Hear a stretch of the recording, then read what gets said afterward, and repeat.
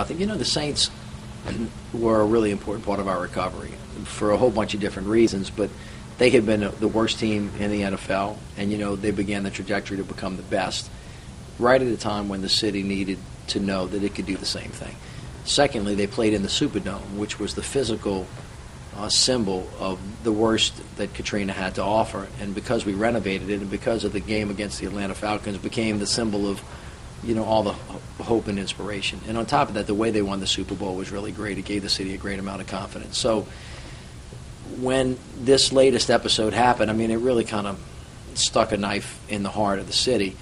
But as I told people, as hard as that is, don't get stuck on being angry about what happened or why it happened. Do what we do best in New Orleans. Just think about how we're going to get out of it and how we're going to fix it. And interestingly enough, the people of New Orleans are very resilient, and this is just another example of one of the other things that we're going to have to overcome. Sean Payton's a great guy. He's a great coach.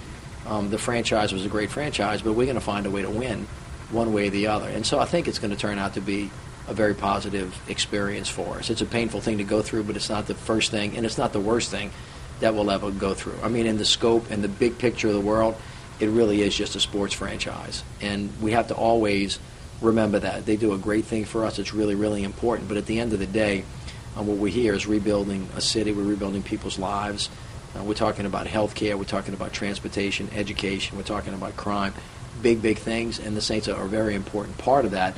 But they're important. They're an important part of our future as well.